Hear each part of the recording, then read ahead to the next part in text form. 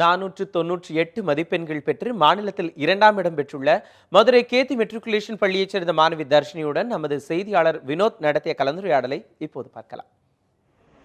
10ஆம் வகுப்பு அரசு பொதுத் தேர்வில் மதுரை மாவட்டத்தில் மட்டும் 4 பேர் மாநில அளவில் 2ஆம் இடம் பிடித்துள்ளனர்.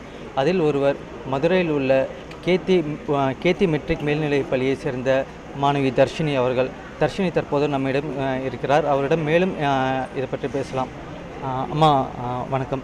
அதாவது இன்றைக்கி வந்து நீ ஸ்டேட் செகண்ட் வந்திருக்கிற, இதுக்கான ஹார்ட் ஒர்க் எஃபர்ட் நீ எப்படி போட்ட? நீங்கள் எதிர்பார்த்தீங்களா ஸ்டேட் செகண்ட் வருவீங்கன்னு சொல்லி? இல்லை, நான் எக்ஸ்பெக்ட் பண்ணல. 495+ எதிர்பார்த்தேன், பட் ஸ்டேட் செகண்ட் எக்ஸ்பெக்ட் பண்ணல. நீங்கள் படிக்கும்போது என்ன மாதிரியான எஃபர்ட் போட்டிங்க? இந்த சக்ஸஸ் பின்னாடி வந்து நீங்கள் யார் யார் தேங்க் பண்ணணும்னு நினைக்கிறீங்க?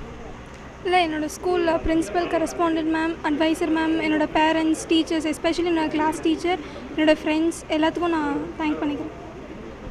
நீங்கள் படிக்கும்பொழுது நீங்கள் என்னென்ன மாதிரி பிளான் பண்ணி படிச்சிங்களா, இல்லை என்ன மாதிரியான எஃபர்ட் போட்டு படிச்சிங்க? இல்லை, ஃப்ராங்காக சொல்லணும்னா நான் பிளான் பண்ணிலாம் படிக்க மாட்டேன். எனக்கு எப்போ இன்ட்ரெஸ்ட் இருக்கோ அப்போ தான் படிப்பேன். உங்கள் வீட்டில் என்ன சொல்கிறாங்க? How you feel now?